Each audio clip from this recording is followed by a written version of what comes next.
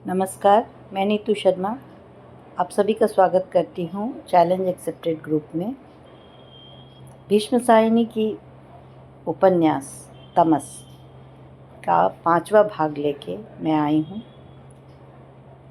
8वें अध्याय से आज हम पाठ शुरू करेंगे।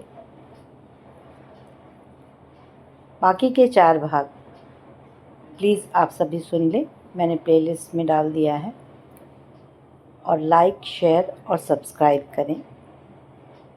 तो प्रस्तुत है भीष्म साहिनी का उपन्यास तमस का 8वां अध्याय। अध्याय 8। शहर में सब काम जैसे बटे हुए थे। कपड़े की ज़्यादातर दुकानें हिंदुओं की थी, जूतों की मुसलमानों की, मोटरों लॉरियों का सब काम मुसलमानों के हाथों में था। अनाज का काम हिंदुओं के हाथों में था। छोटे छोटे काम हिंदू भी करते थे और मुसलमान भी। शिवालय का बाजार किसी दुल्हन के चेहरे की तरह खिला हुआ था। वहाँ रोज़ जैसी ही रौनक थी। कोई नहीं कह सकता था कि कहीं कोई तनाव पाया जाता है। सुनारों की दुकानों पर अनेक बुर्खों वाली गांव की औरतें चांदी के जेवर खरीदने बनवाने के लिए जगह जगह बैठी थी। हकीम लाभराम की दुकान के सामने दवाइयाँ कूटने वाले 2 कश्मीरी मुसलमान नाक मुंह लपेटे दौरी में दवाइयाँ कूट रहे थे। कुबड़े हलवाई की दुकान पर लगभग रोज जैसी ही भीड़ थी। खोमचे वाले संतराम आज भी ठीक 1 बजे अपनी हाथ गाड़ी धीरे धीरे चलाता हुआ सराफों का बाजार लांघ कर शिवालय के बाजार में आ गया था और रोज के ही मुताबिक दर्जी खुदाबख्श और उसके 2 भाइयों के लिए आधी आधी छटाक हलवा के 3 पत्ते बनाकर भेज रहा था। वातावरण में स्थिरता थी। सुबह की घटना से पैदा होने वाली तनाव कुछ दब गया था, कुछ बिखर गया था। सड़कों पर चहल पहल थी। खुदाबख्श की दुकान के सामने गली के सिरे पर कमेटी के कारिंदे सीढ़ी लगाकर दीवार में लगे लैंप की चिमनी साफ कर रहा था और लैंप में तेल डाल रहा था। नगर का कार्यकलाप फिर से जैसे किसी संगीत की लय पर चलने लगा हो। जब इब्राहिम इत्र फरोश कंधों पर पीठ पर से तरह तरह की बोतलें लटकाए एक गली से दूसरी गली इत्र फुलेल की आवाज़ लगाता अपनी स्थिर चाल से गुजरता जाता तो लगता नगर की इस धुन पर उसके पांव उठ रहे हैं। इसी धुन पर औरतें अपने घड़े लेकर गली के नल पर आती। इसी धुन की लय पर सड़कों पर तांगे चलते। इसी धुन पर बच्चे स्कूल जाते। लगता शहर का सारा व्यापार किसी मीठी सहज धुन पर चल रहा है। लगता है इसकी कड़ी टूटेगी तो साज के सारे तार टूट जाएंगे। या यूं कहो कि शहर की सभी क्रियाएं मिलकर किसी सतत संगीत का निर्माण करती जा रही थी, जो दिल की धड़कन के साथ साथ बजता था। शहर में लोग जवान होते हैं तो इसी लय पर, बूढ़े होते हैं तो इसी लय पर, इसी पर पीढ़ियां अपना जीवन व्यतीत करती हुई चली जाती हैं। आप इसे संगीत कह लीजिए या नाजुक सा संतुलन, जिसमें व्यक्तियों की आपसी रिश्ते, जन समूहों के आपसी रिश्ते एक विशेष धारा पर स्थिर हो चुके हैं। यह तो नहीं कहा जा सकता कि शहर के जीवन में लहरें नहीं उठती थीं। कांग्रेस के आंदोलन चलते तो जबरदस्त लहरें उठती थी। हर साल गुरु पर्व के अवसर पर सिखों का जुलूस निकलता तो शहर में तनाव आ जाता। जामा मस्जिद के सामने से जुलूस बाजा बजाता हुआ निकलेगा ही, उस पर पथराव होगा या नहीं। मुसलमान के तजिया निकलते और छातियां पीटती या हुसैन बोलते पसीने में तर मुसलमानोन की मंडलियां निकलती, तब भी शहर में तनाव आ जाता। पर इसके बाद तनाव ढीला भी पड़ जाता और जन साधारण के जीवन की गति फिर से इसी लय पर चलने लगती। फिर से वातावरण में स्निग्धता आ जाती। फिर से लोग हंस खेल कर दिन बिताने लगते। दर्जी खुदाबख्श की दुकान पर सरदार हाकिम सिंह की पत्नी उलाहना दे रही थी। बेबख्शिया, तू कपड़े के देसे बने से या फिर ही पाबंदा रहे में, कभी हमारे कपड़े भी सिकर देगा या रोज तेरी दुकान के चक्कर ही मारती रहूं? खुदाबख्श मुस्कुरा दिया। शहर की सभी हिंदवाणियाँ, सरदारनियाँ, विशेषकर खाते पीते घरों की औरतें उसे बख्शा ही कहकर पुकारती थी। बख्शे की दुकान पर शादी के लिए सिले जाने वाले कपड़ों का ढेर लगा रहता था। जद में कहंदा, रिया बीवी, भेजो कपड़े, तुसा कुछ न किता, सारियां सरदारियां लंगा दित्तियां, हुण वक़्त तां लगदा है 16 हत्ता नहीं मेरे। जब मैं कहता था बीवी लाओ कपड़े, आपने कोई परवाह न की। सारा जाड़ा बीत गया, जब वक्त तो लगेगा ही। मेरे 16 हाथ तो नहीं है। क्यों, जाड़ा कैसे बीत गया? क्यों भला? शिवराम के बेटे के ब्याह के 15 दिन बाद आपने बेटे की सगाई की थी या नहीं? तब कौन सा महीना चल रहा था? हाकिम सिंह की पत्नी हंसने लगी। हाँ भाई, तू सब जानता है। अब बोल, बेटी का सूट कब देगा? कारज कब है? वह जी, बेटी की सगाई का दिन इसे याद है, ब्याह का दिन नहीं जानता। 25 को है ना? आज कौन सी तारीख है? 5 तारीख। दे दूंगा नहीं, बता कब देगा। ब्याह कारज वाले दिन तू चक्कर लगवाएगा। मैं तुझे जानती नहीं हूँ जैसे। विद्या के ब्याह पर भी तूने ऐसा ही किया था। उधर बारात आने वाली थी, इधर जरी के सूट के लिए मैं बार बार आदमी भेज रही थी। ठीक बता कब देगा। वह अभी बात कर ही रही थी जब उसके पीछे से किसी ने बक्से को झोली में कपड़े का एक पुलिंदा फेंका। हरे रंग की रेशमी कपड़ा, साथ में तिल्ले का बॉर्डर। बख्शिया, कपड़े को माप लेना और ज़रूरत हो तो बुद्ध सिंह की दुकान पर मेरा नाम लेकर ले लेना। एक महिला थी। बक्से ने कपड़े के एक कोने पर लब लगाकर उसे भिगो लिया, फिर कान के पीछे खोसी पेंसिल निकालकर कपड़े को आंक लिया और बगल वाली अलमारी में डाल दिया। अलमारी ब्याह शादी के लिए सिलवाने वाले कपड़ों से भरी थी। दे दूंगा, मैं खुद घर पहुंचाऊंगा। तू बातें बहुत करता है। अब की वक्त पर कपड़े नहीं दिए तो मैं तेरा दुकान पर कभी पैर नहीं रखूंगी। और हाकिम सिंह की पत्नी दुकान पर से चली गई। औरत चली गई तो खुदाबख्श की नज़र शिवालय के दीवार पर पड़ी। कोई आदमी उस पर चढ़ा हुआ था। खुदाबख्श ने ध्यान से देखा। गोरखा चौकीदार था, पर यह वहाँ क्या कर रहा है? दीवार के पीछे शहर का पुराना चौकीदार था, पुराना मंदिर था जिसका कलश दूर दूर से चमकता नजर आता था। उसी मंदिर की दीवार के ऊपर एक घड़ियाल लगा था। गोरखा चौकीदार उसी घड़ियाल को साफ कर रहा था। देखो तो वह क्या कर रहा है, खुदाबख्श ने अपने एक कारिंदे से कहा, जो उसके पास ही बैठा मशीन पर कपड़ा सी रहा था। घड़ियाल दुरुस्त किया जा रहा है, कारिंदे ने कहा। या अल्लाह, खुदाबख्श के मुंह से निकला। शहर में फसाद का डर है। फिर दोनों चुप हो गए। सन 26 की फसाद के बाद यह घड़ियाल लगवाया गया था। तब से अब तक उसकी चमक बहुत कुछ जाती रही थी। धूप और बारिश के कारण उसके आसपास की दीवार पर भी से ही पलस्तर उखड़ गया था। पहले फिसादों के समय खुदाबख्श 20-22 बरस का युवक था, जब उसे दंड पेलने की और कसरत करने का शौक था। उन्हीं दिनों वह अपने बाप की दर्जी की दुकान पर बैठा था। उन्हीं दिनों घड़ियाल यहाँ लगाया गया था। अब खुदाबख्श अधेड़ उम्र का हो चला था और शहर में विरले ही कोई ऐसा ब्याह होता होगा जिसके कपड़े सिलने के लिए इसके पास न आते। दीवार पर चढ़ा हुआ गोरखा रामबली भी वही पुरानी चौकीदार था जिसके हाथों घड़ियाल लगाया गया था। पिछले फिसादों के बाद अपनी मुस्तैदी, सेवा भाव और ईमानदारी के कारण अपने काम पर बना रहा था। 10 बरस के अरसे में उसका शरीर गदरा गया था।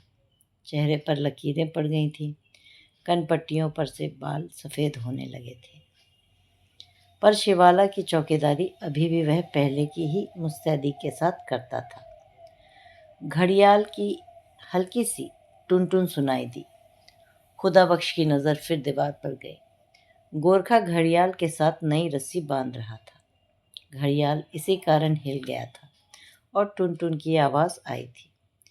गोरखे ने गररियों के में तेल लगा दिया था और घड़ियाल चमचमा रहा था। इस घड़ियाल की आवाज़ सुनकर रूह कांप जाती है, खुदा बख्श ने कहा। पहले फसाद में जब बजा था तो मंडी में आग लगी थी और शोले आधे आसमान को ढके हुए थे। दीवार पर गोरखा अभी भी घड़ियाल साफ किए जा रहा था, मानो कोई त्योहार या पर्व आने वाला है। और घड़ियाल इस तरह से चमकने लगा था जैसे पीतल का मांजा हुआ बर्तन चमकता है। साथ में नई मोटी रस्सी झूलने लगी थी। खुदा बख्श की नज़र घड़ियाल पर से हटकर साथ वाली सुनार की दुकान पर गई, जहां अधेड़ उम्र का एक आदमी और उसकी पत्नी, जो किसी गांव में आए जान पड़ते थे, अपनी बेटी से कांटों की जोड़ी लेने का आग्रह कर रहे थे। तुझे पसंद है तो ले क्यों नहीं लेती? जल्दी कर, हमें और भी बहुत सा सामान खरीदना है, गांव भी लौटना है। बेटी की आंखें चमक रही थी। वह बार बार कांटों को कान के पास ले जाती और शर्माकर अपनी माँ को दिखाने लगती। कैसे लगते हैं माँ? लजाती सकुचाती युवती निश्चय नहीं कर पा रही थी कि कांटों की जोड़ी उसे फबती है या नहीं, वह उन्हें खरीदे या नहीं। खुदा बख्श की नज़र फिर एक बार मंदिर की दीवार की ओर उठी तो बूढ़ा चौकीदार दीवार पर से उतर रहा था और चमचमाते घड़ियाल से लगी रस्सी दीवार के ऊपर झूल रही थी। खुदा बख्श के मुंह से फिर एक बार या अल्लाह निकला और उसने मुंह फेर लिया। उधर फजलदीन नानबाई की दुकान पर मजलिस जमी थी। ढलती दोपहर के वक्त काम मंदा पड़ जाने पर आसपास के यार दोस्त बतियाने आ जाते और हुक्के के दौर में दीन दुनिया की बातें चलती। बातों का सिलसिला शुरू तो उसी घटना से हुआ जो आज शहर में चर्चा का विषय बनी हुई है, मगर बातों में से बात निकलती गई और उस नुक्ते पर जा पहुंची जहां बूढ़ा करीम खान कहने लगा कि हाकिमों की मन की थाह पाना आम आदमी के बस का नहीं होता। हाकिम दूर की सोचता है, उसके हर फेल के पीछे दूरअंदेशी पाई जाती है। जो कुछ वह देखता है उसे आम इंसान नहीं देख पाता। मूसा ने एक दिन में खिजर से कहा, करीम खान कह रहा था कि तुम मुझे अपना शागिर्द बना लो। सुन जिलानी सुन, बड़ा सबक आमोज किस्सा है। मूसा छोटा था और मूसा खुद पैगंबर बनना चाहता था। अभी वह पैगंबर बना नहीं था, मगर चाहता बहुत था। खिजर तो पहले ही पैगंबर था, समझे, और उम्र में भी बड़ा था। सब लोग उसकी बड़ी इज्जत करते थे। करीम खान कहे जा रहा था। उसकी छोटी छोटी आंखें सारा वक्त मुस्कुराती रहती और जब हंसता तो अपने जानू पर चपत मारता, जिस पर आसपास बैठे सभी लोग मुस्कुराने लगते। तो एक दिन मूसा ने खिजर से कहा कि तुम मुझे अपना शागिर्द बना लो। खिजर ने कहा, अच्छी बात है, बना लेंगे, मगर एक शर्त पर। वह क्या? मूसा ने पूछा। शर्त यह है कि तुम बोलोगे नहीं, मैं कुछ भी करूं तुम अपना मुंह बंद रखोगे।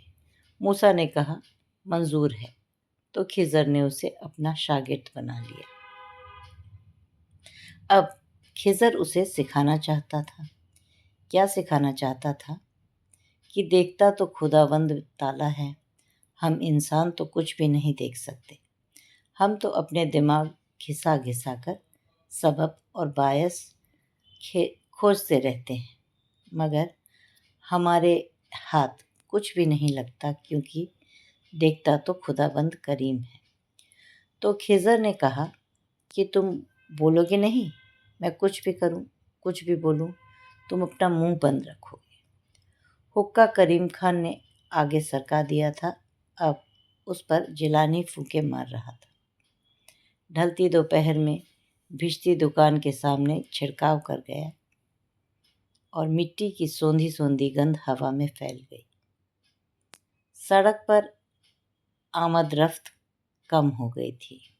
कुछ लोग जामा मस्जिद में दिन का नमाज पढ़ के एक एक करके सामने से गुजरते जा नजर आते। तो क्या हुआ, दूसरे रोज़ खिज़र एक गांव से दूसरे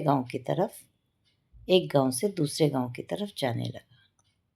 मूसा भी पीछे पीछे। बाद में मूसा बहुत बड़ा पैगंबर बना, पर उस वक्त वह खिज़र का चेला था। सुन जिलानी, कान खोल के सुन, बड़ा सबक आमोज किस्सा है। तो दोनों चल पड़े। अब रास्ते में नदी पड़ती थी और किनारे पर एक किश्ती बंधी थी, जिसमें लोग नदी पार करते थे। अब क्या हुआ कि दोनों नीचे उतरे और किश्ती में बैठ गए और पतन वाला उन्हें पार न ले जाने लगा। तो थोड़ी देर में मूसा ने क्या देखा कि खिज़र किश्ती के तले में छेद कर रहा है। किश्ती बिल्कुल नई थी, जैसे आज ही बनकर आई हो, और खिज़र उसके पेंदे में छेद किए जा रहा है। एक छेद कर चुकने के बाद उसने एक और छेद कर दिया, फिर एक और। मूसा चिल्लाया, वल्लाह, आप क्या कर रहे हैं? किश्ती डूब जाएगी, हम दोनों डूब जाएंगे। खिज़र ने उंगली अपने होठों पर रखकर उसे चुप रहने का इशारा किया, पर मूसा परेशान हो उठा था, क्योंकि नाव में पानी भरने लगा था और वह डर रहा था कि नाव अब डूबी कि तब डूबी। पर वह चुप हो गया। खिज़र को ज़बान जो दे चुका था। थोड़ी देर बाद खिज़र ने एक एक करके छेद बंद कर दिए, लेकिन तब तक नाव का तला बहुत कुछ खराब हो चुका था। अब दोनों पार हुए तो अल्लाह रहम करे। दोनों जा रहे थे, जब एक जगह एक छोटा सा लड़का ज़मीन पर बैठा खेल रहा था। बच्चे के पास से गुजरे तो खिज़र ने आव देखा न था, बच्चे को उठाकर उसका गर्दन मोड़ दी। यह क्या? मूसा चिल्लाया। मासूम बच्चे को मार डाला? पर खिज़र चुप। खिज़र ने फिर उंगली होठों पर रख दी और मूसा को चुप रहने का हुक्म दिया।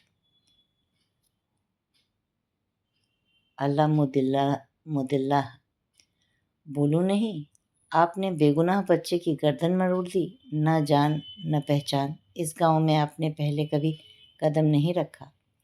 इस मासूम से भला आपकी क्या अदावत है?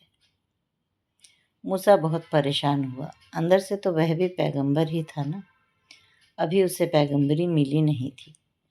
करीम खान ने सिर हिलाकर कहा, अब खुदा रहम करे। दोनों आगे जाने लगे। गांव पार किया। अब जो गांव की हम हरबंदी पर पहुंचे तो वहां पर टूटी फूटी दीवार थी।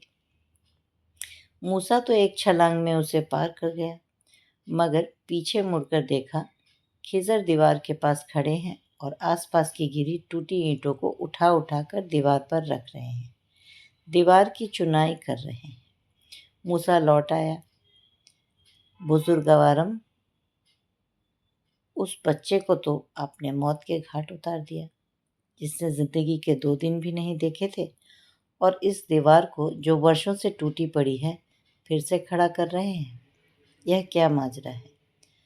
आपकी बातें मेरी समझ में नहीं आती। खिज़र ने फिर उंगली उठाकर उसे चुप रहने का इशारा किया। मूसा फिर चुप हो गया। वे फिर आगे बढ़े, चलते गए। एक बाग में पहुंचे जहां चश्मा बह रहा था और ऊपर छायादार पेड़ था। दोनों ने मुंह हाथ धोया और पेड़ के नीचे बैठ गए। अब खिज़र बोला, सुन बरखुरदार, वह जहाँ मैंने किश्ती में छेद किया था और तू बिगड़ने लगा था, दरअसल उस गांव का हाकिम बड़ा जालिम है। वह अपनी ऐशो इशारत के लिए गरीब लोगों की किश्तियाँ छीन लेता है। मैंने सोचा उस नाव में छेद कर दूं तो हाकिम के आदमी इसे उठाएंगे नहीं, उसे वहीं छोड़ जाएंगे और पत्तन वाले का रोजगार बना रहेगा। मूसा चुपचाप सुनता रहा। पर आपने उस बेगुनाह बच्चे को क्यों मारा? सुनो सुनो, अभी बताता हूँ। वह बच्चा हराम का बच्चा था, हलाल का बच्चा नहीं था। जिस आदमी की वह औलाद है वह भी जालिम है, जालिम और नापाक। मैंने उस बच्चे को इसलिए कत्ल कर दिया कि वह भी बड़ा होकर जालिम बनता और बेगुनाह लोगों पर जुल्म ढाता। अब कहो, मैंने अच्छा किया या बुरा किया? मूसा सोच में पड़ गया, उसका सिर झुक गया। मगर आपने उस टूटी फूटी दीवार की मरम्मत क्यों की? इससे किसी को क्या फ़ायदा? वह भी सुनो। खिज़र बोला, यह जिस टूटी फूटी दीवार की मैंने मरम्मत की है उसके नीचे खजाना गड़ा है, बहुत बड़ा खजाना। मगर गांव वालों को इसकी कुछ भी खबर नहीं, और गांव वाले बहुत गरीब हैं और बहुत ज़रूरतमंद हैं। मैं उनकी मदद करना चाहता हूँ। मैंने दीवार को पक्का कर दिया है। जब वे लोग अपने हल चलाते हुए यहाँ तक पहुँचेंगे तो यह दीवार उसके रास्ते में रुकावट साबित होगी और वे एक दिन उसे तोड़ देंगे और एक एक ईंट उठाकर खेतों के बाहर फेंकेंगे और उन्हें नीचे से गड़ा हुआ खजाना मिल जाएगा और वे माला माल हो जाएंगे। इनके तन पर कपड़ा होगा और घर में रोटी होगी। अब बता, मैंने क्या बुरा किया? करीम खान ने किस्सा कह चुकने के बाद सिर हिलाते हुए एक एक साथी की ओर देखा, फिर बोला, तो कहने का मतलब कि जो बात हाकिम देख सकता है वह आप लोग, तुम और हम नहीं देख सकते। अंग्रेज हाकिम की आंख चारों तरफ देखती है, वरना क्या यह मुमकिन है कि मुट्ठी भर फिरंगी 7 समंदर पार से आकर इतने बड़े मुल्क पर हुकूमत करें? अंग्रेज बहुत दानिशमंद है, दूरंदेश है। बेशक बेशक, आसपास बैठे लोगों ने सिर हिलाया। इसी दुकान में एक और नत्थु भी बैठा था, कहवे की प्याली सामने रखे, हाव में लंबा सा रस का टुकड़ा उठाए। वह डुबो डुबो कर खा रहा था और ध्यान से करीम खान की बातें सुन रहा था। जब से सुअर के दड़बे में से निकला था, वह कभी शहर के एक हिस्से में तो कभी दूसरे हिस्से में चक्कर काट रहा था। जहाँ बैठता लोग सुअर की चर्चा करने लगते। राह जाते लोगों की बातें सुनते हुए उसके कान खड़े हो जाते। किसी किसी वक्त उसे लगता जैसे लोग किसी दूसरे ही सुअर की बात कर रहे हैं।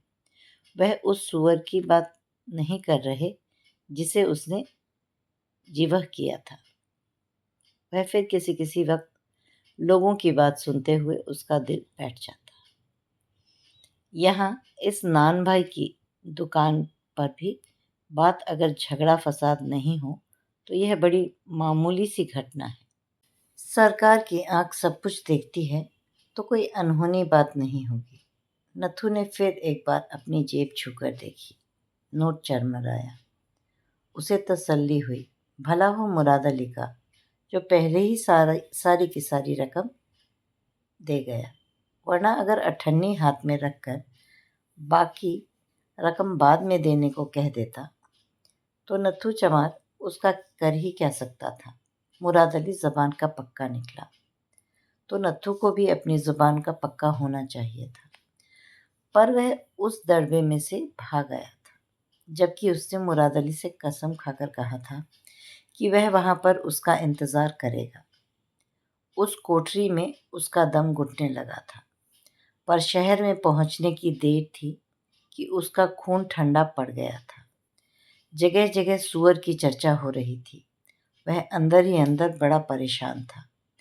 तरह तरह के विचार उसके मन में घूम रहे थे। जितनी अधिक घबराहट बढ़ती जाती, उतना ही अधिक उसके विचारों में बिखराव आता जाता। बात करे तो किससे और पूछे तो क्या, उसके साथ बहुत बड़ा धोखा हुआ था।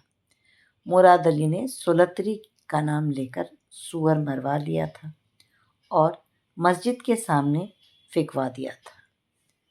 पर क्या मालूम यह कोई दूसरा सूअर रहा हो।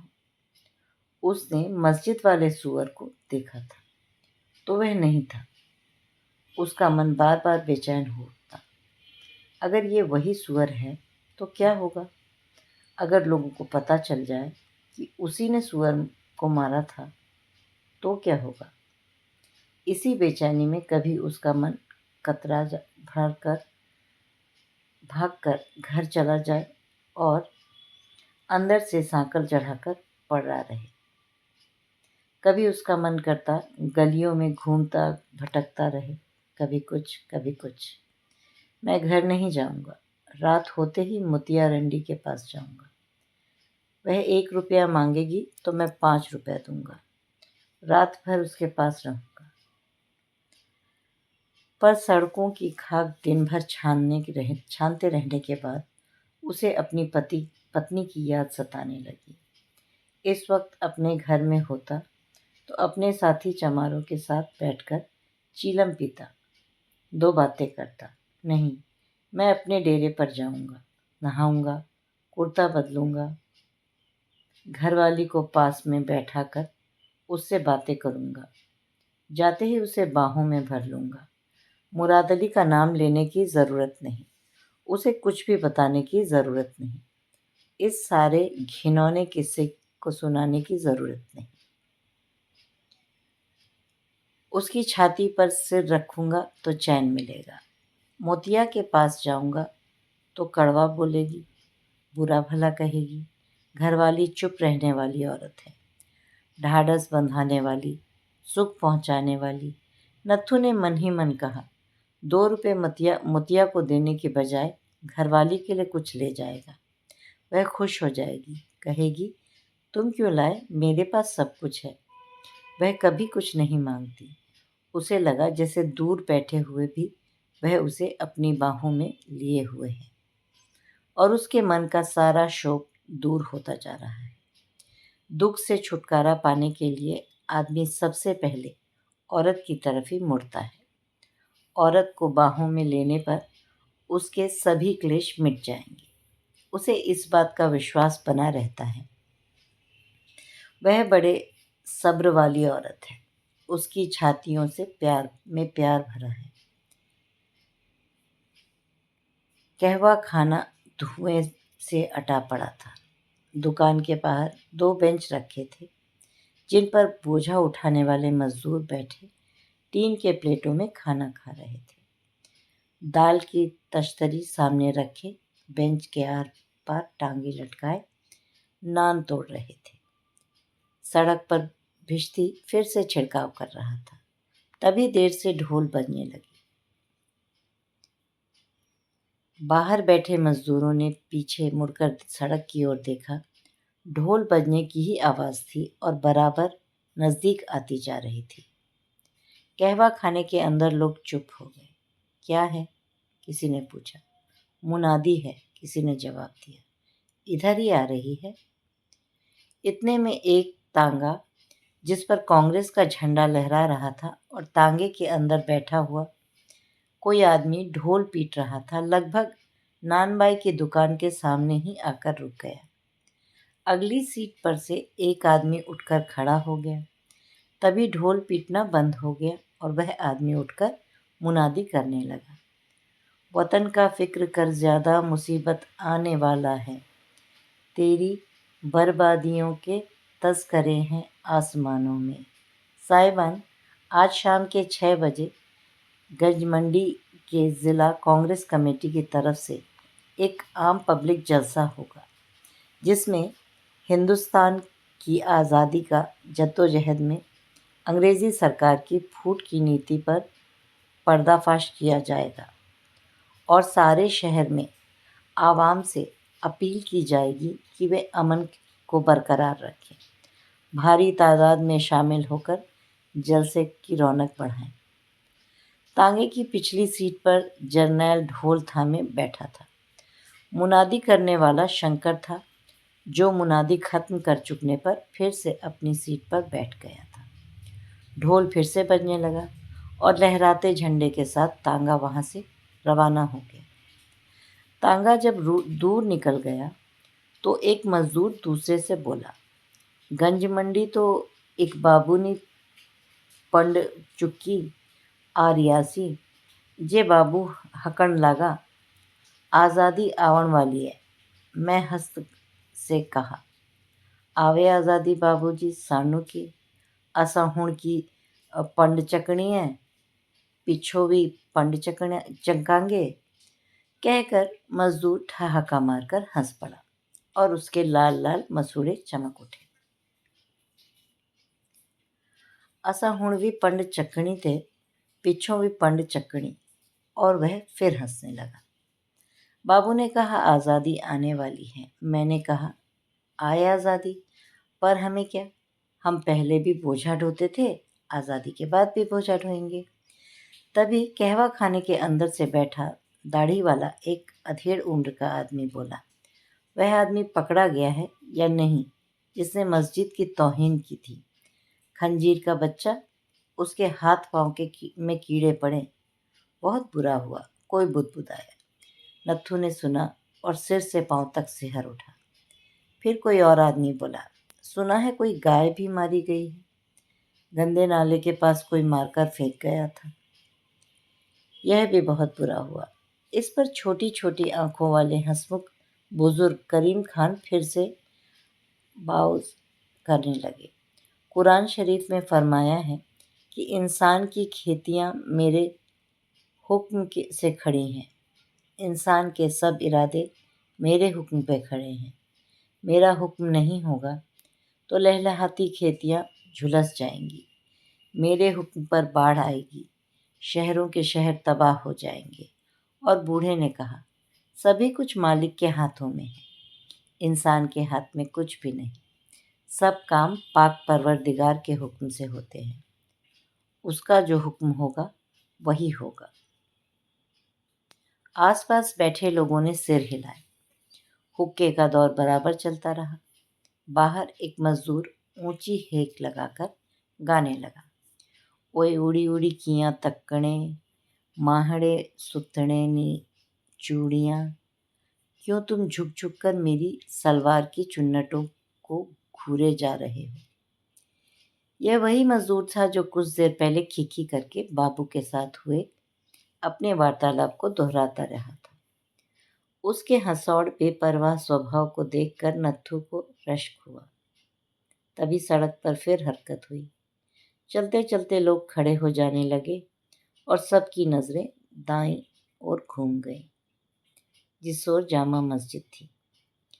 पीर साहब तशरीफ लाए हैं। गोलड़ा शरीफ के पीर आए हैं। सड़कों पर खड़े किसी आदमी ने नानबाई से कहा और दिल पर हाथ रखे पीर साहब की राह देखने लगा। नानबाई भी उठकर खड़ा हो गया।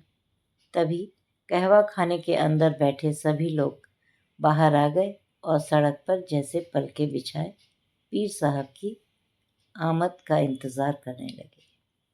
एक कद्दावर दाढ़ी वाला व्यक्ति नमूदार हुआ। लंबा काला कुर्ता, गले में बड़े बड़े मणकों वाले 3-4 हार, पगड़ी के पीछे गर्दन पर गिरते हुए लंबे बाल, हाथ में तस्बीह, चौड़े गोरे चेहरे से नूर बरस रहा था। दाएं बाएं और पीछे बहुत से मुरीद चले आ रहे थे। नानबाई बढ़कर आगे आ गया और सिर झुका, जानू पर हाथ रखकर सड़क के बीचों बीच खड़ा हो गया। पीर साहब ने अपना बायां हाथ आगे बढ़ाया। नानबाई ने उसे झुककर आंखों से चूमा। फिर अपना दायां हाथ दिल पर रखे पहले की तरह आगे की ओर दोनों हाथ बांधे झुका झुका खड़ा हो गए। पीर साहब ने हाथ तनिक ऊपर उठाया और बिना कुछ बोले आगे बढ़ गए। बारी बारी से सड़क पर खड़े लगभग सभी आदमी उनके पास गए। सभी ने अपनी आंखों से पीर साहब के हाथ चूमे। सभी को पीर साहब ने दुआ दी। बहुत पहुंचे हुए पीर हैं, नानबाई ने अपनी जगह पर लौटते हुए कहा। वल्लाह, चेहरे पर कितनी जलाल है, पेशानी से नूर बरसता है। और लोग भी लौट आए थे। कुछ लोग वहीं से अपने अपने घरों की ओर चले गए। कहवा खाने में अब पीर साहब की चर्चा चल पड़ी। बहुत पहुंचे हुए हैं, दिल की बात बूझ लेते हैं, नानबाई कहते जा रहा था। फिर वह तख्ते पर बैठा अंदर की ओर मुंह करके बोला, मैं एक बार जियारत करने गोलड़ा शरीफ गया। पीर साहब के हुजूर में पहुंचा तो मुझे देखकर कहने लगे, कुछ दाने उठा ले। देखता क्या है, सामने गेहूं के दाने का ढेर लगा था। मैंने यूं ही झुककर मुट्ठी में कुछ दाने उठा लिए। इस पर पीर साहब ने फरमाया, बस सिर्फ 170 दाने, ज़्यादा उठा लेता। मैं हक्का बक्का वहीं बैठकर दाने गिनने लगा। पूरे 170 दाने थे। इस पर करीम खान बोला, इनके हाथ में बड़ी शफा है। मेरा पोता है, अब तो रोठा हो गया है। जब छोटा सा बच्चा था तो उसे कनपेड़े हो गए थे, दोनों गाल सूज गए।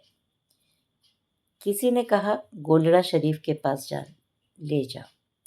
पीर साहब ने इशारा किया, बच्चे को मेरे सामने लिटा दो। मैंने लिटा दिया।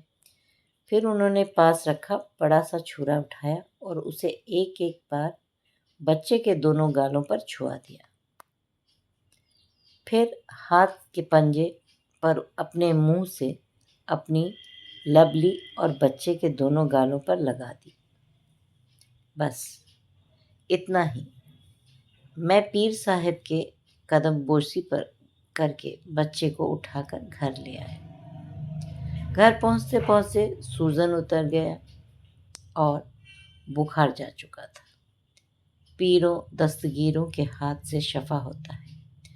उधर मसियाड़ी के पास बाबा रोड़ा बैठता है, उसके हाथ में भी बड़ी शफा है। पीर साहब काफिरों को हाथ नहीं लगाते, काफिरों से नफरत करते हैं। पहले पीर साहब के पास हर कोई जा सकता था।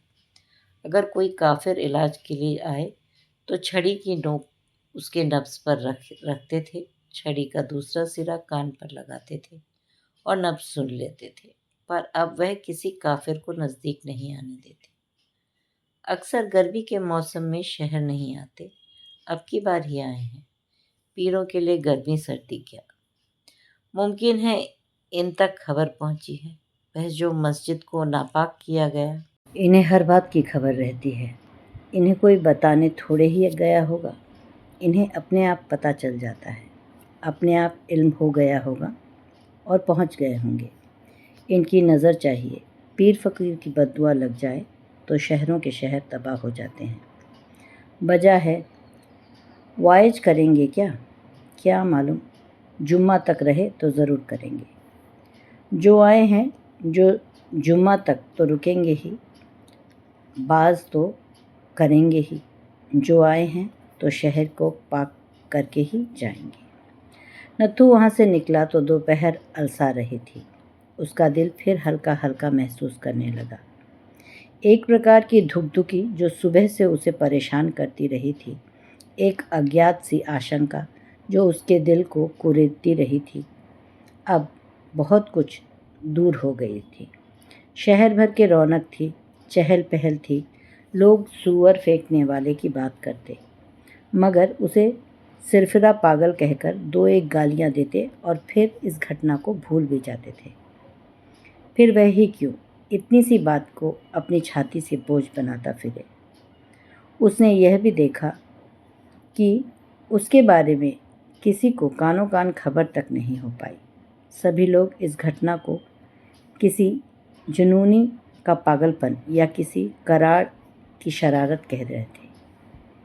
मुराद अली ही केवल इस बारे में जानता है, तो क्या मुसलमान होकर वह किसी से कहेगा कि उसने यह बुरा काम करवाया है? नत्थू को आसपास की चीज़ें भली लगी। एक छोटी सी दुकान के सामने कोई गांव का आदमी अपनी पत्नी से नए जूतों की जोड़ा लेने की आग्रह कर रहा था। ले लो ना जी, मैं जो कह रहा हूँ, तुम्हारे पास एक ही जोड़ा नहीं है। वह जूती फट चुकी है और पास बैठी सिर से पैर तक बुरखे में ढकी उसकी पत्नी अपनी मधुर आवाज़ में इनकार किए जा रही थी। मुझे इसकी ज़रूरत नहीं, मेरा काम चल रहा है। तुम्हारे पास अच्छा जूता नहीं है, तुम ले लो एक अच्छा सा जोड़ा, तुम्हें ज़्यादा चलना पड़ेगा। नत्थू आगे बढ़ गया। उसे सुख का भास हुआ। वह सड़क पार करके दाएं हाथ आ गया और धीरे धीरे आगे बढ़ने लगा। नानबाइयों की दुकानों की एक और कतार आ गई थी। बड़े बड़े देग और देगों में से उठी मांसलों के गंध और नानों के ढेर। दुकानें खच भरी थी। ज़्यादा लोग मजदूर, बोझा ढोने वाले या आसपास के गांव में से आने वाले परिवार थे। दिन भर के काम के बाद अथवा खरीद फरोख्त के बाद भोजन पर टूट रहे थे। यह बाज़ार शहर के एक सिरे पर था। खाना खा चुकने के बाद किसान लोग अपनी अपनी बैलगाड़ियों पर बैठकर शहर के बाहर उन लंबी राहों पर निकल जाएंगे जो उन्हें अपने अपने गांवों को ले जाती हैं। नानबाइयों की दुकान के पीछे उसे जामा मस्जिद की ऊंची भव्य इमारत नजर आई। ढलती दोपहर में मस्जिद और भी ज़्यादा धुली और सफ़ेद लग रही थी। वह रोज़ का सा दृश्य था। सीढ़ियों पर भिखमंगे, लेटने सुस्ताने वाले मजदूर, आने जाने वाले लोगों का तांता। सहसा उसने देखा, बड़े मेहरबदार दरवाजे में से सैकड़ों लोग एक साथ निकल आए हैं। जोक दर जोक लोगों का हुजूम अंदर से निकल रहा है। वे फाटक पार करके आते, सीढ़ियों के सिरे पर अपना अपना जूता पहनते या हाथ में मिले सीढ़ियाँ उतरने लगते। नत्थू देखता रह गया। केवल ईद के दिन इतने ज़्यादा लोग मस्जिद में से निकलते नजर आया करते थे। तो क्या आज कोई वाइज़ था?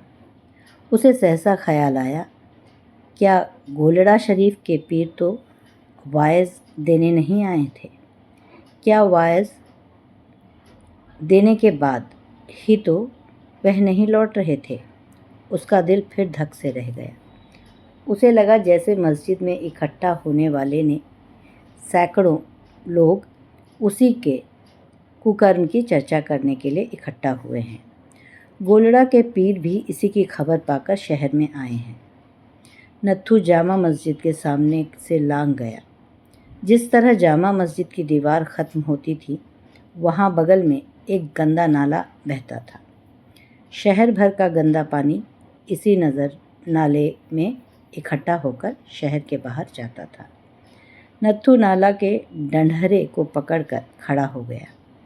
उसकी नज़र नीचे की ओर गई तो उसने देखा, डंडहरे के थोड़ा नीचे नाले के किनारे एक चबूतरा सा था और उस पर नंग धड़ंग एक आदमी लेटा हुआ था। स्याह रंग की काला आदमी, दाढ़ी और सिर पर सूखे खिचड़ी बाल, उलझे हुए गले में तावीज़, नाले की ही दीवार के साथ अपना टीन का डिब्बा एक कील के साथ लटकाकर लेट रहा था। चबूतरा तंग था। सोए सोए करवट बदलने पर भी वह सीधा नीचे नाली में गिर सकता था। यह भी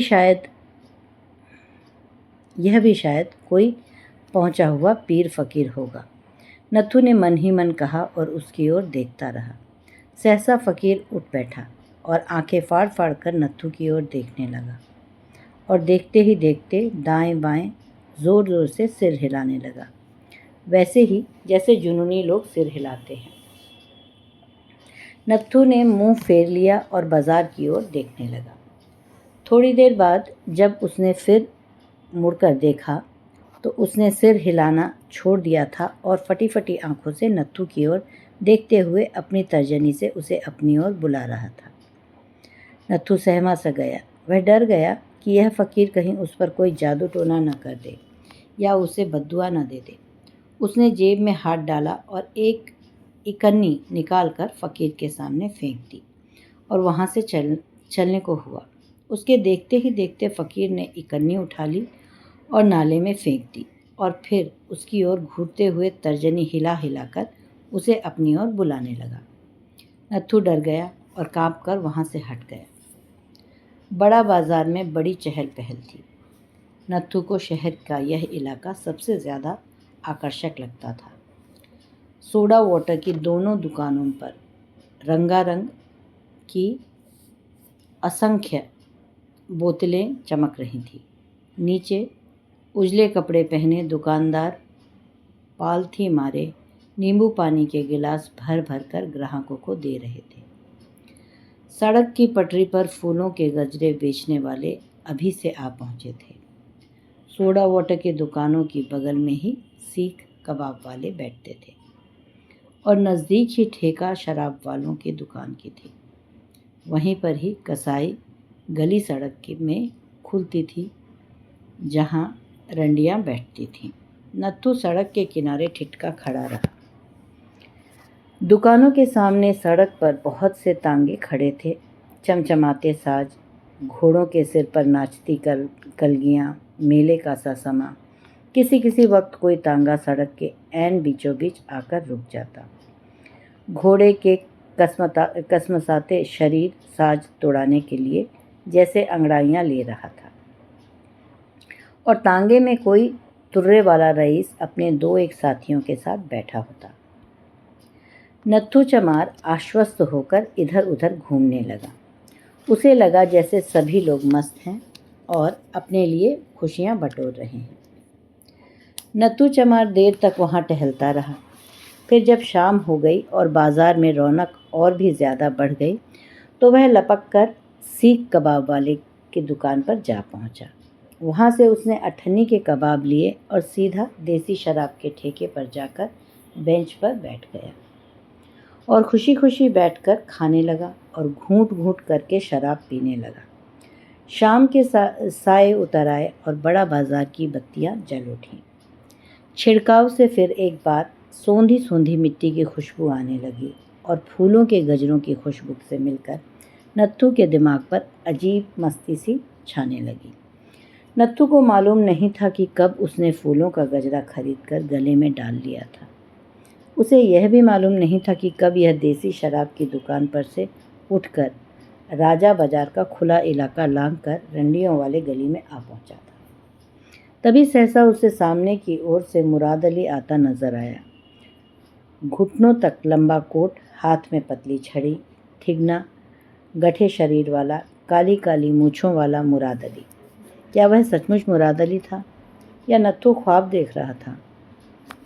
उसकी आंखों के सामने मुराद अली एक प्रेत की भांति मंडराता सा नजर आया, जो गली गली कूचा कूचा घूमता फिरता था, छड़ी झुलाता हुआ। क्या सचमुच मुराद अली नाम का कोई व्यक्ति भी है जो इस शहर में रहता बसता है, या कोई प्रतिछाया ही एक गली से दूसरे गली घूमती रहती है और लोगों ने उसका नाम मुराद अली रख दिया है? नहीं, मुराद अली ही था। मंडी की ओर से गली के रास्ते चला आ रहा था। नत्थू शराब की हिलोर में नहीं होता तो किसी घर के चबूतरे की आड़ में छिप जाता, पर नत्थू के हौसले बढ़े हुए थे। वह सीधा गली के बीचों बीच आ गया। उसने ज़्यादा नहीं पी रखी थी। चमड़ा रंगने वाले चमार के लिए 2 कुल्हड़ शराब तो पानी के बराबर होती है। दिन भर अकेला घूमते रहने के बाद अब जाकर उसे कोई परिचित मिला था और सहसा नत्थू को गर्व का भास हुआ। हम जिस काम को हाथ में लेते हैं पूरा करके छोड़ते हैं। सलाम हुजूर। नत्थू ने आगे बढ़कर हंसते हुए कहा और तन कर खड़ा हो गया। मुराद अली क्षण भर के लिए ठिठका। उसकी पैनी आंखों ने नत्थू को देखा और सारी स्थिति उसकी समझ में आ गई।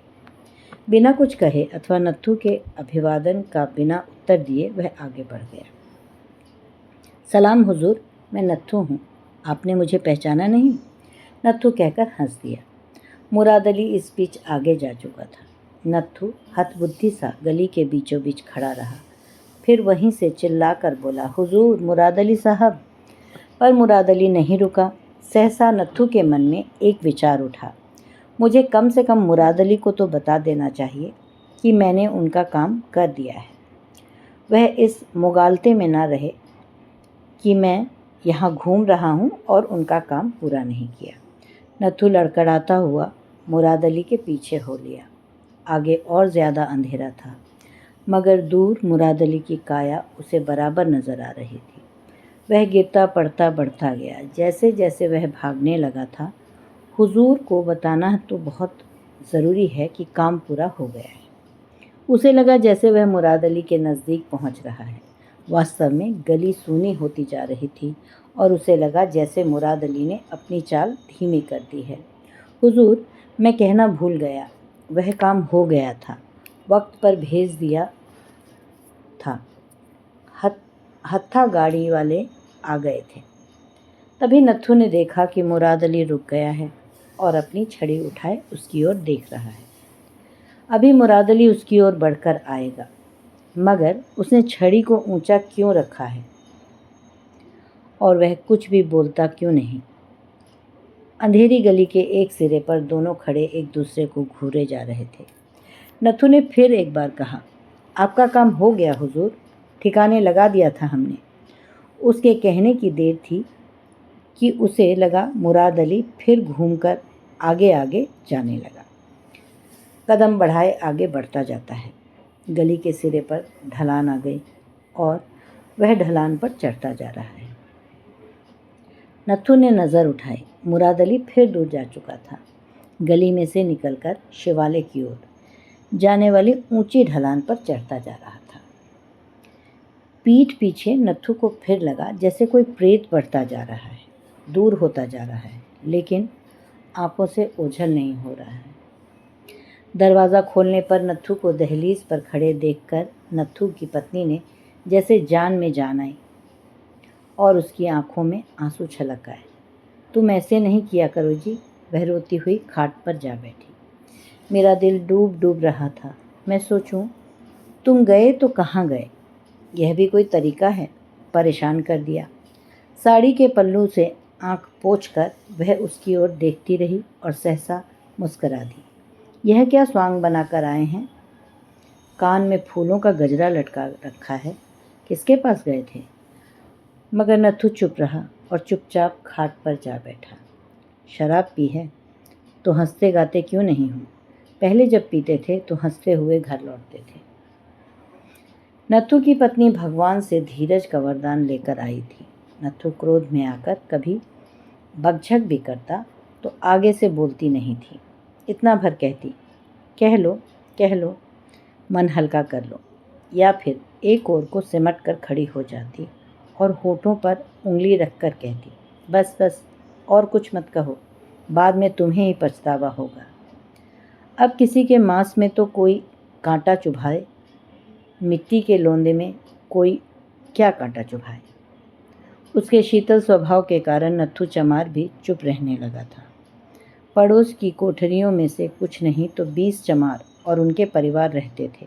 सभी घरों में उसका मेल मिलाप था, सभी का सुख बांटती थी। अपने थोड़े से ही संतुष्ट रहने वाली और भगवान से डरने वाली स्त्री थी। कुछ लोगों ने स्वभाव से ही ऐसी सूझबूझ होती है कि वे अपनी स्थिति को भली भांति समझते हैं और ज़िंदगी के लिए कुछ भी ऐसा नहीं मांगते जिसके मिलने की संभावना न हो। इसीलिए उनका मन सदा खिला खिला रहता है। नत्थू अभी भी चुपचाप बैठा था। तुम बोलते क्यों नहीं? तुम इतनी देर बाहर रहे, मैं मछली की तरह तड़पती रही। नत्थू ने आंख उठाकर अपनी पत्नी की ओर देखा। एक बाढ़ सी उसके दिल में उठी। सहसा उसने सिर झटक दिया। भाड़ में जाए मुराद अली और उसका सूअर, उसने मन ही मन कहा। हम तो घर लौट आए हैं। बाड़े वाले मेरे बारे में पूछते थे। हाँ, पूछते थे। एक आध बार पूछा था। तुमने क्या कहा? मैंने कहा काम पर गए हैं, आते ही होंगे। क्या बार बार पूछते थे? नहीं जी, लोग काम पर जाते नहीं हैं। शाम को साथ वाली ने पूछा तो मैंने कहा घोड़े की खाल उतारने गए हैं। एक हल्की सी मुस्कुराहट नत्थू के होठों पर दौड़ गई। मगर तुम कहाँ गए थे? फिर बताऊंगा। नत्थू की पत्नी उसके मुंह की ओर देखती रही। पहले तो ऐसा कभी नहीं हुआ था कि नत्थू उससे कोई बात छिपा जाए, मगर चुप रहना बेहतर था। चुप रहूंगी तो कुछ दिन बाद अपने आप बता देगा। नहीं पूछूंगी। तुम नहीं चाहते तो नहीं पूछूंगी। खाना खाओगे? मैं अभी मिनटों में गरम गरम रोटियां सेक देती हूँ। चाय के साथ रोटी खा लो। और वह खाट पर से उतर आई। पर किसी भावावेश में नत्थू ने उसे रोक लिया और अपनी ओर खींचकर अपने पास बैठाए रखा। नहीं, तुम इधर ही बैठो। पत्नी उसके साथ सटकर बैठी रही। तुमने खाना खाया? नत्थू ने भावावेश में उसके बाल सहलाते हुए पूछा। हाँ, खाया। पत्नी को नत्थू का व्यवहार अनोखा सा लगा। झूठ बोलती हो, सच बता, खाना खाया? पत्नी ने आंख उठाकर हंसते हुए कहा। हमने बनाया था पर हमसे खाया नहीं गया। सुबह को खाया था या नहीं? खाया था। फिर झूठ, सच सच बता, खाया था? फिर पति की ओर देखा और हंस दी। नहीं खाया था, मैं तुम्हारी बाट देख रही थी। खाती कैसे? और जो आज रात भी मैं नहीं आता तो? आते क्यों नहीं? मुझे मालूम था तुम आओगे। कोई धूमिल अस्पष्ट सी अकुलाहट थी जो नत्थू के दिल को अभी भी मथ रही थी। इस धुकधुकी के कारण वह सड़कों पर चक्कर लगाता रहा था। इसी कारण उसने शराब पी थी। पत्नी के साथ बैठने पर भी अंदर ही अंदर कोई शंका उसका कलेजा चाट रही थी। सहसा नत्थू को खटका सा हुआ और उसे लगा जैसे मुराद अली दरवाजे के बाहर खड़ा है और उसकी छड़ी का नोक दरवाजे पर रखी है। उसका दिल धक से रह गया। फिर उसने मन ही मन अपने को आश्वासन देते हुए कहा, मुराद अली ने मुझे पहचाना नहीं होगा, वरना बात तो करता। चुपचाप चला गया। उसने ज़रूर यही समझा होगा कि कोई पियक्कड़ है जो नशे में धुत उसे परेशान करने आया है। आखिर 5 रुपए का नोट वह मेरे हाथ में देकर गया था। मैं जानती थी तुम्हें कोई क्लेश है, तुम खुश नहीं हो, इसीलिए मैं घबरा रही थी। नत्थू ने घूमकर पत्नी की ओर देखा। वह एकटक उसकी ओर देखे जा रही थी। लोग कहते थे शहर में गड़बड़ का डर है। किसी ने सुअर मारकर किसी मस्जिद के आगे फेंक दिया है। इससे भी मैं घबरा रही थी। मैं कहूँ कोई गड़बड़ हो गई तो मैं तुम्हें कहाँ ढूंढने जाऊंगी? नत्थू ठिठक कर पत्नी के चेहरे की ओर देखने लगा। कौन सा सुअर? कैसा सुअर? सुअर कैसे होते हैं? उसकी पत्नी ने हंस दी। उसे भला लग रहा था कि नत्थू लौट आया और चाहती थी कि दोनों बैठे रहें और इसी तरह बतियाते रहें। काला था या सफ़ेद? नत्थू ने पूछा। उसके कान पत्नी के उत्तर के आगे हुए। इससे क्या फ़र्क पड़ता है? तुमने देखा था? मैं सुअर देखने जाऊंगी क्या? मुझे क्या पड़ी है? बाड़े में किसने देखा है? तुम भी कैसी बातें करते हो? बाड़े के लोग सुअर देखने जाएंगे? सुनी सुनाई बात लोगों ने कह दी। रात गहराने लगी थी। आसपास की कोठरियों में से आवाज़ें आने लगी थीं। आसपास की कोठरियों से आवाज़ें आना लगभग बंद हो चुकी थीं। बाहर सोओगे या अंदर? पत्नी ने कनखियों से पति की ओर देखते हुए पूछा। क्यों? तुम्हारा क्या भरोसा? बाहर सो रहे हो तो उठाकर अंदर ले आते हो। हमने सोचा पहले ही पूछ लें। जो तुम्हारी नीयत खराब हो तो पहले ही अंदर पड़े रहें। अंदर उमस बहुत है। और वह बैठी बैठी अपने बाल खोलने लगी। तुमने कुछ नहीं बताया। खाना खाओगे या नहीं? चाय बना दूं? इतने गुमसुम क्यों बैठे हो?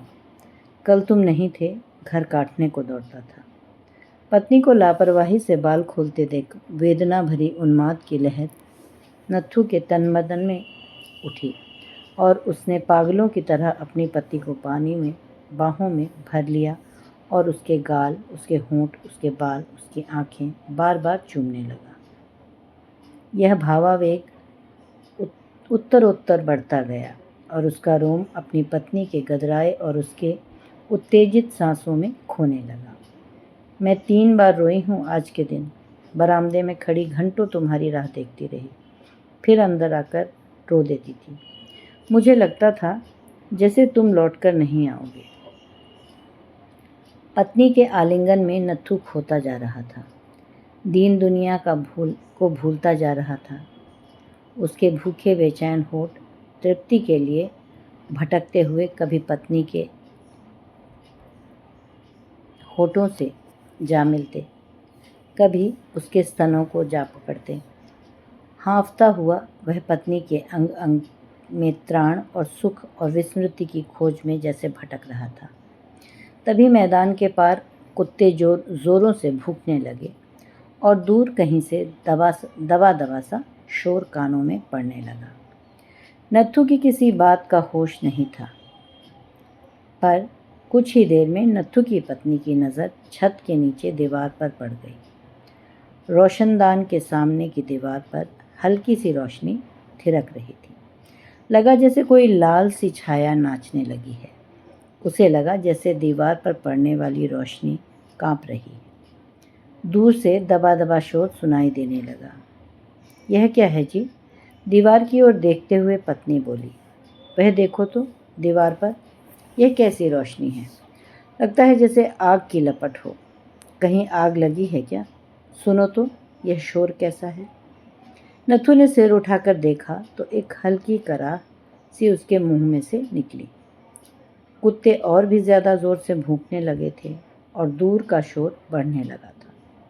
उसकी अस्फुट सी गूंज वातावरण में फैल रही थी, बढ़ते आते लश्करों की आवाज़ की तरह। दीवार के ऊपरी हिस्से में लौ और भी ज़्यादा अस्थिर और भी ज़्यादा गहरी हो उठी थी, मानो आग के हिलते साए हों। कहीं आग लगी है, उसने भर्राई हुई सी आवाज़ में और उठ बैठा। तभी भिनभिनाते शोर के ऊपर तैरती सी किसी घड़ियाल के बजते की आवाज़ आई। दोनों के लिए नई सी आवाज़ थी। यह हर रोज़ ही शेखों के बाग की लगी घड़ी की आवाज़ आया करती थी। चौक से निपटने के बाद जब नत्थू की पत्नी आती और दोनों सोने के लिए तैयारी कर रहे होते तो घंटा बजता तो पत्नी अक्सर 10 गिना करती थी। कभी कभी 11 भी सुनने को मिलते, पर यह शेखों की घड़ी की आवाज़ नहीं, किसी घड़ियाल के बजने की आवाज़ जिसे नत्थू ने भी पहले कभी नहीं सुना है। घड़ियाल बराबर बज रहा था और बढ़ते शोर में उसकी टुनटुनाती आवाज़ कभी कभी साफ सुनाई देती, कभी थोड़ी देर के लिए डूब जाती थी, फिर आवाज़ के ऊपर तैरती हुई सी उसके कानों तक पहुंच जाती। दूर का शोर बढ़ता जा रहा था। बाड़े के अंदर से कोठरियों में से आवाज़ें आने लगी थीं। लोग जाग जाग कर कोठरियों के बाहर आ रहे थे। मंडी में आग लगी है, कोई आदमी ज़ोर से चिल्लाया। तभी सहसा कहीं दूर से आवाज़ आई। आवाज़ बहुत ऊंची थी, बहुत साफ थी। अल्लाह अकबर! नत्थू का शरीर सिर से पांव तक झंझना उठा। वह आंखें फाड़े छत की ओर देखे जा रहा था। लगता था जैसे उसे लकवा मार गया हो। चलो बाहर चलें, उसकी पत्नी ने सहमी सी आवाज़ में कहा। बाड़े वालों से पूछें, मुझे यहाँ डर लगता है। मगर नत्थू उसे पकड़े रहा और जड़ सा खाट पर बैठे रहा। थोड़ी देर बाद बढ़ते शोर में एक और आवाज़ बहुत से कंठों में से एक साथ फूट कर आई। हर हर हर महादेव। अंतिम शब्द बहुत लंबा करके बोला गया। इस बढ़ते शोर और बराबर बजते हुए घड़ियाल के बीच बार बार ये ऊंची आवाज़ें सुनाई देने लगी थी। लगता जैसे कोई बहुत बड़ा पर्व मनाया जाने लगा। आखिर नत्थू की पत्नी से न रहा गया। वह नत्थू से बाजू छुड़ाकर उठी और दरवाज़ा खोलकर बाहर चली गई। नत्थू अभी भी फटी फटी आंखों से छत की ओर देखे जा रहा था।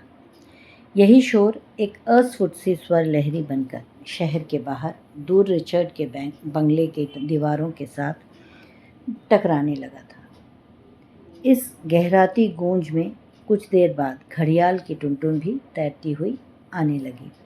रिचर्ड उस समय गहरी नींद में सो रहा था, लेकिन लीज़ा उसे सुनकर जाग गई थी। आवाज़ को सुनकर पहले तो लीज़ा को लगा जैसे उसी के कमरे में लगी घंटी धीमे धीमे टुनटुनाने लगी है, जैसे दिन के वक्त हवा का झोंका आने पर टुनटुनाती थी। पर जब उसकी नींद पूरी तरह से टूटी तो उसे लगा जैसे वह आवाज़ भिन्न है।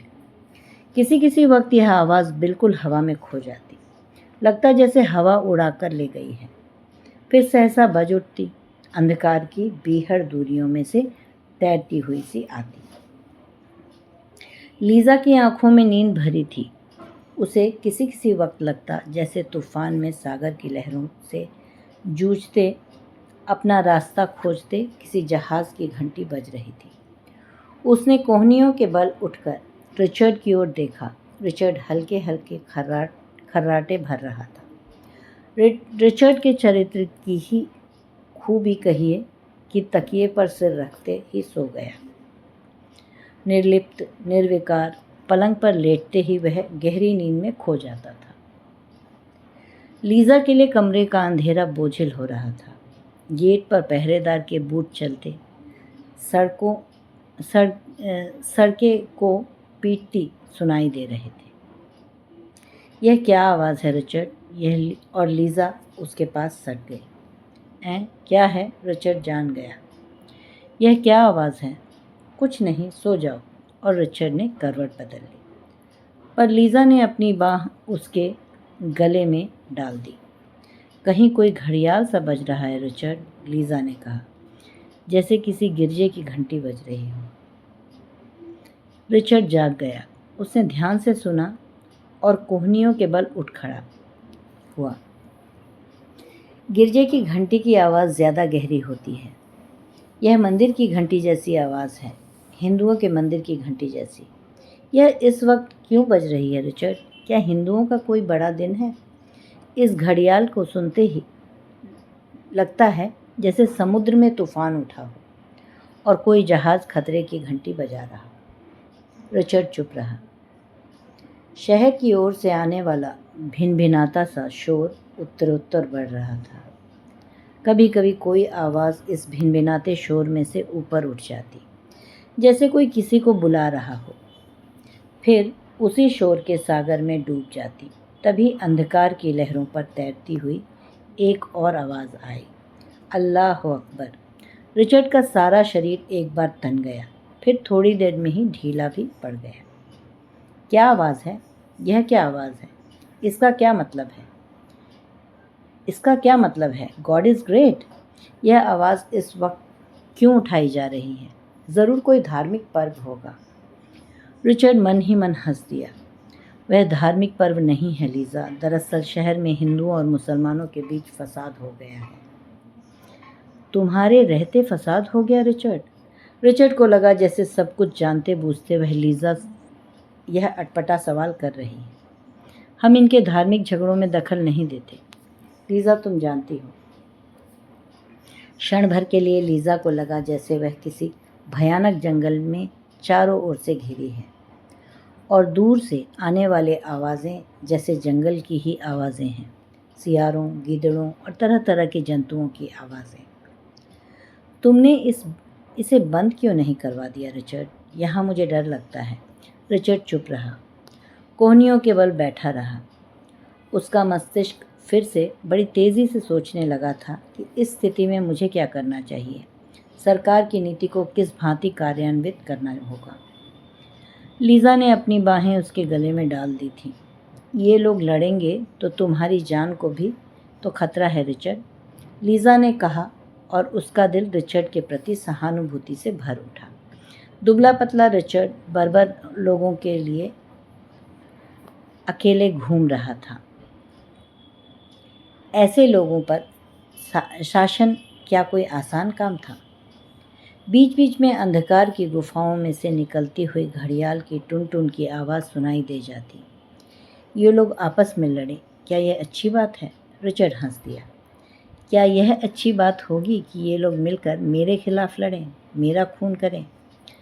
रिचर्ड ने कहा और करवट बदलकर एक हाथ से लीज़ा के बाल सहलाने लगा। कैसा रहे अगर इस वक्त ये आवाज़ें मेरे घर के बाहर उठ रही हों और ये लोग मेरा खून बहाने के लिए संगीन हो रहे हों। लीज़ा सिर से पांव तक कांप उठी।